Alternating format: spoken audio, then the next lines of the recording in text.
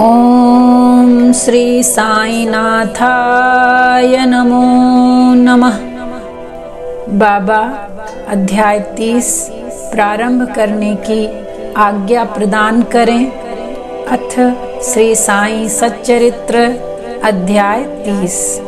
ओम श्री गणेशाय नमः। ओम श्री सरस्वते नमः।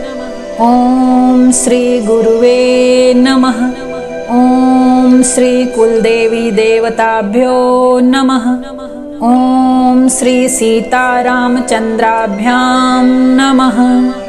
ओम श्री साई सर्वमंगलकराय नमः। प्रिय भक्तों, इस अध्याय में हम शिरडी को खींचे गए भक्तों से संबंधित कथा का श्रवण करेंगे। उन भक्तों के नाम हैं वड़ी के काका वैद्य, खुशाल चंद और बंबई के रामलाल पंजाबी। ओम श्री साई परमात्मने नमो नमः। जो बिना किसी कारण भक्तों पर स्नेह करने वाले दया के सागर हैं तथा निर्गुण होकर भी भक्तों के प्रेमवश हैं, जिन्होंने स्वेच्छा पूर्वक मानव शरीर धारण किया है, जो ऐसे भक्त वत्सल हैं कि जिनके दर्शन मात्र से ही भवसागर के भय और समस्त कष्ट दूर हो जाते हैं। ऐसे श्री साईनाथ महाराज को हम क्यों न नमन करें। भक्तों को आत्मदर्शन कराना ही संतों का प्रधान कार्य है। श्री साईं बाबा जो संत शिरोमणि हैं, उनका तो मुख्य ध्येय ही यही है। जो उनके श्री चरणों की शरण में जाते हैं, उनके समस्त पाप नष्ट होकर निश्चित ही दिन प्रतिदिन उनकी प्रगति होती है।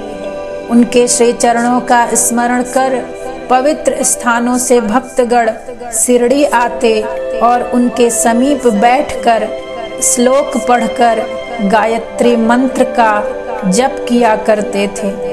परंतु जो निर्बल तथा सर्व प्रकार से दीनहीन हैं और जो यह भी नहीं जानते कि भक्ति किसे कहते हैं, उनका तो केवल इतना ही विश्वास है कि अन्य सब लोग उन्हें असहाय छोड़कर उपेक्षा भले ही कर दें, परंतु अनाथों के नाथ और प्रभु श्री साईं मेरा कभी परित्याग न करेंगे।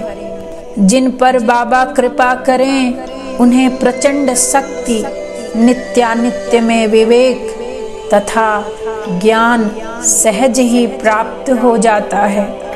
वे अपने भक्तों की इच्छाएं पूर्णतः जानकर उन्हें पूर्ण किया करते हैं। इसलिए भक्तों को मनोवांछित फल की प्राप्ति हो जाया करती थी और वे सदा कृतज्ञ बने रहते थे। हम उन्हें साष्टांग प्रणाम कर प्रार्थना करते हैं कि वे हमारी त्रुटियों की ओर ध्यान न देकर हमें समस्त कष्टों से बचा लें।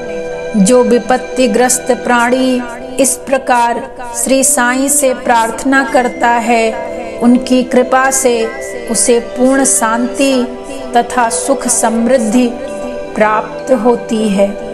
श्री हेमाड़ पंत कहते हैं कि हे मेरे प्यारे साई, आप तो दया के सागर हो। यह तो आपकी ही दया का फल है जो आज यह साईं सच्चरित्र भक्तों के समक्ष प्रस्तुत है।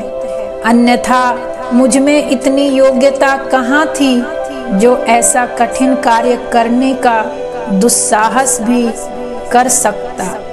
जब पूर्ण उत्तरदायित्व साईं ने अपने ऊपर ही ले लिया तो हेमाड़ पंत को तिल मात्र भी भार प्रतीत न हुआ और न ही इसकी उन्हें चिंता ही हुई। श्री साईं ने इस ग्रंथ के रूप में उनकी सेवा स्वीकार कर ली। यह केवल उनके पूर्व जन्म के शुभ संस्कारों के कारण ही संभव हुआ, जिसके लिए वे अपने को भाग्यशाली और कृतार्थ समझते हैं। आगे आप जिन कथाओं का श्रवण करने जा रहे हैं, वह कथाएं कपोल कल्पित नहीं हैं, वरन विशुद्ध अमृत तुल्य हैं। इसे जो हृदयंगम करेगा, उसे श्री साईं की महानता और सर्वव्यापकता विदित हो जाएगी। परंतु जो वाद विवाद और आलोचना करना चाहते हैं, उन्हें इन कथाओं की ओर ध्यान देने की आवश्यकता भी नहीं है। यहाँ तर्क की नहीं, वरन प्रगाढ़ प्रेम और भक्ति की अत्यंत अपेक्षा है। विद्वान भक्त तथा श्रद्धालु जन अथवा जो अपने को साई पद सेवक समझते हैं, उन्हें ही ये कथाएं रुचिकर तथा शिक्षाप्रद प्रतीत होंगी।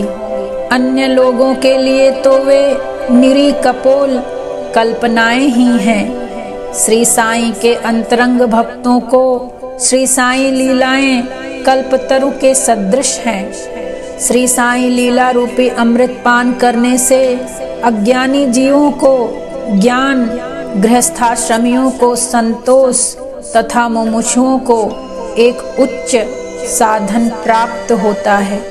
अब हम इस अध्याय की मूल कथाओं पर आते हैं और बहुत ही प्रेम पूर्वक पूर्ण विश्वास से कथाओं का श्रवण करते हैं और बाबा की कृपा प्राप्त करते हैं। नासिक जिले के वड़ी ग्राम में काकाजी वैद्य नाम के एक व्यक्ति रहते थे। वे श्री सप्तश्रृंगी देवी के मुख्य पुजारी थे। एक बार वे विपत्तियों में कुछ इस प्रकार ग्रसित हुए कि उनके चित्त की शांति भंग हो गई और वे बिल्कुल निराश हो उठे। एक दिन अति व्यथित होकर देवी के मंदिर में जाकर अंतःकरण से प्रार्थना करने लगे कि हे देवी, हे दयामयी, मुझे कष्टों से शीघ्र मुक्त करो। उनकी प्रार्थना से देवी प्रसन्न हो गई और उसी रात्रि को उन्हें स्वप्न में बोली कि तू बाबा के पास जा, वहाँ तेरा मन शांत और स्थिर हो जाएगा। बाबा का परिचय जानने को काका जी बड़े उत्सुक थे, परंतु देवी से प्रश्न करने के पूर्व ही उनकी निद्रा भंग हो गई। वे विचारने लगे कि ऐसे ये कौन से बाबा हैं जिनकी ओर देवी ने मुझे संकेत किया है। कुछ देर विचार करने के पश्चात वे इस निष्कर्ष पर पहुँचे कि संभव है कि वे त्र्यंबकेश्वर नाथ बाबा शिव ही होंगे। इसलिए वे पवित्र तीर्थ त्र्यंबक नासिक को गए और वहां रहकर 10 दिन व्यतीत किए।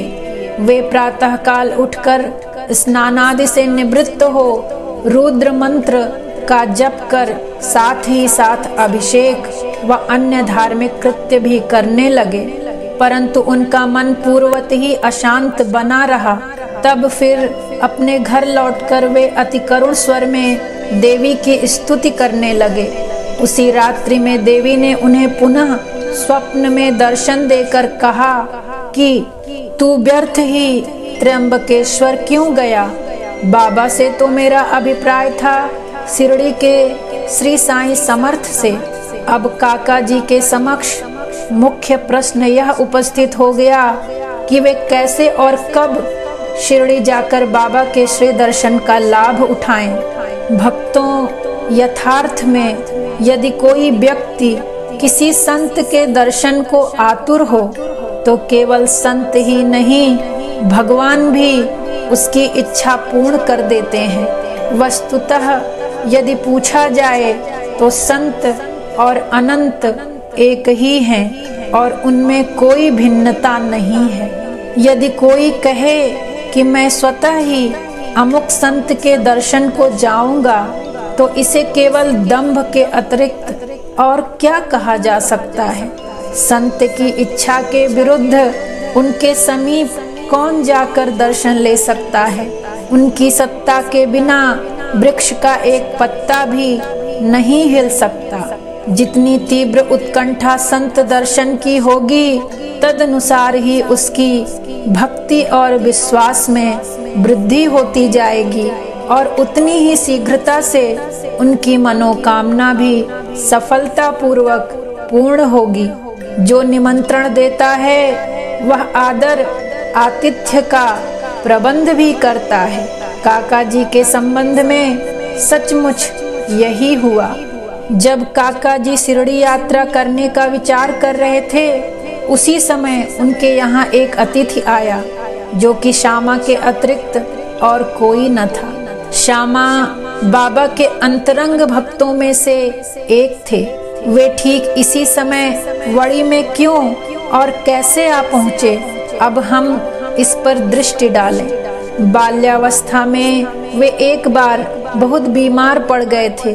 उनकी माता ने अपनी कुलदेवी सप्तशृंगी से प्रार्थना की कि यदि मेरा पुत्र निरोग हो जाए तो मैं उसे आपके श्री चरणों पर लाकर डालूंगी। कुछ वर्षों के पश्चात ही उनकी माता के स्तन में दाद हो गई। तब उन्होंने पुनः देवी से प्रार्थना की कि यदि मैं रोग मुक्त हो जाऊं तो मैं आपको चांदी के 2 स्तन चढ़ाऊंगी। पर ये दोनों वचन अधूरे ही रहे। परंतु जब वे मृत्युशैया पर पड़ी थी तो उन्होंने अपने पुत्र श्यामा को समीप बुलाकर उन दोनों वचनों की स्मृति दिलाई तथा उन्हें पूर्ण करने का आश्वासन पाकर प्राण त्याग दिए।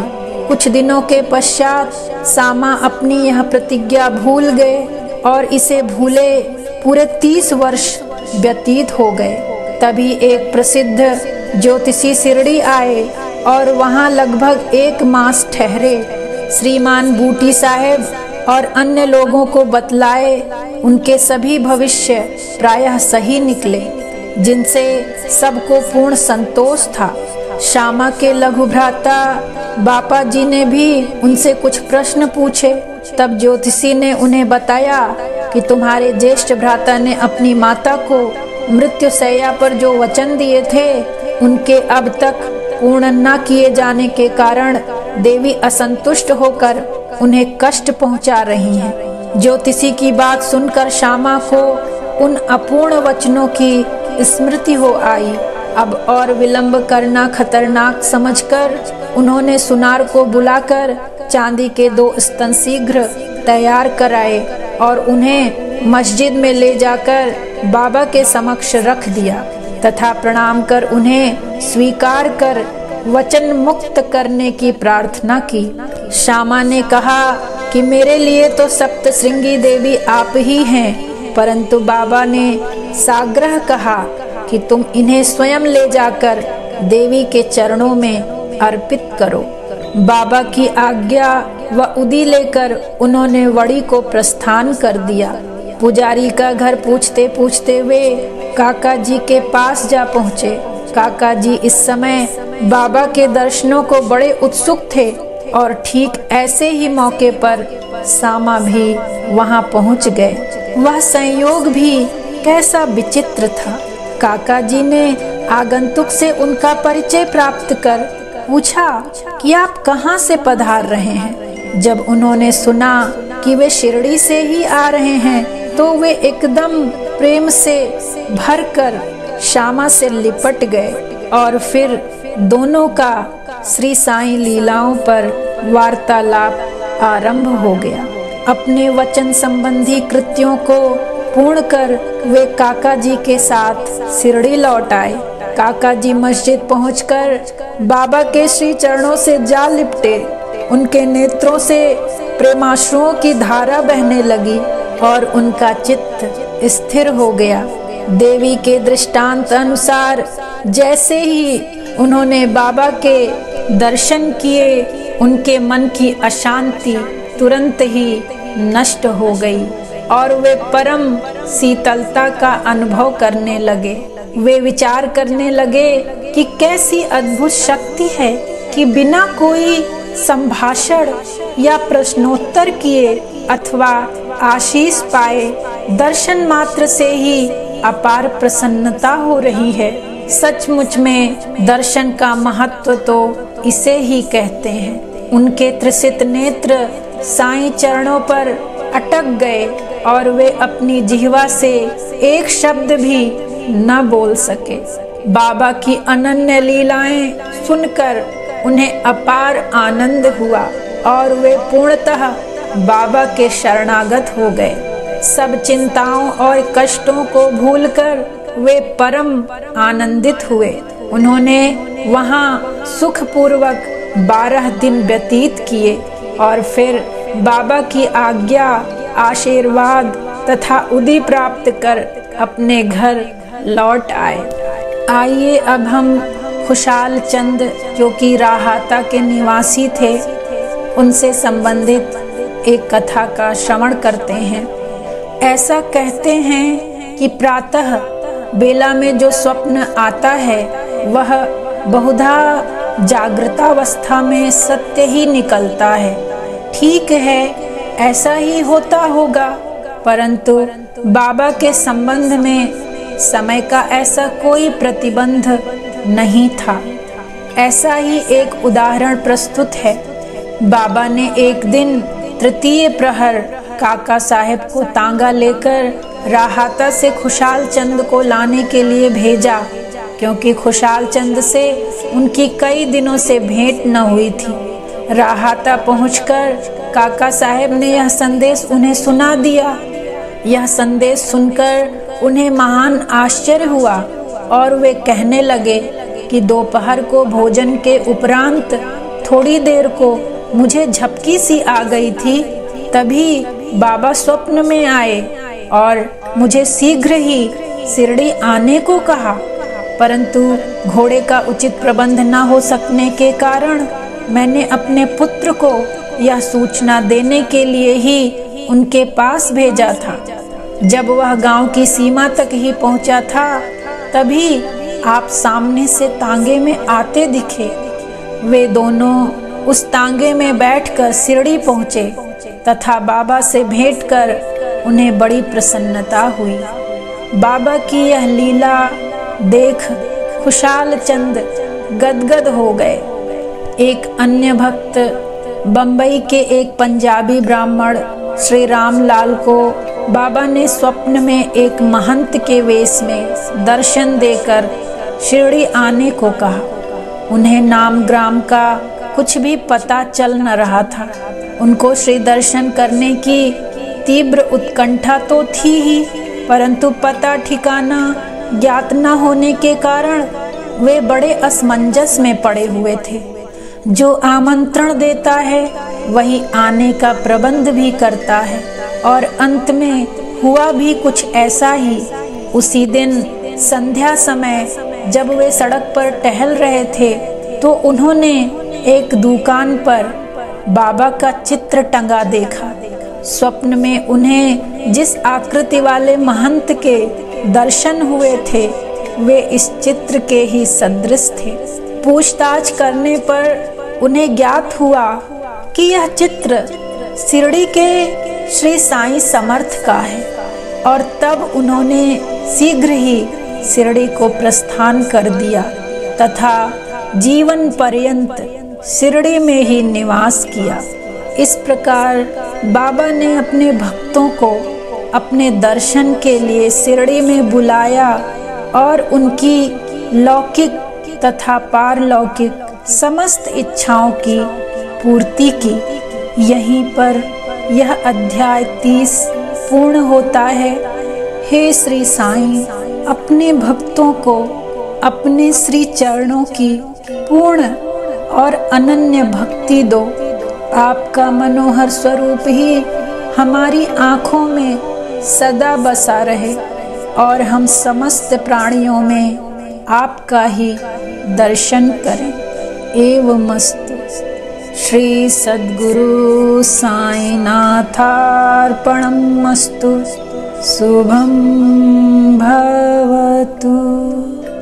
बाबा, आपको कोटि कोटि प्रणाम। बाबा, भूल चूक गलती के लिए क्षमा की प्रार्थना करती हूँ। बाबा, हम सभी भक्तों पर अपनी कृपा सदा बना कर रखना बाबा।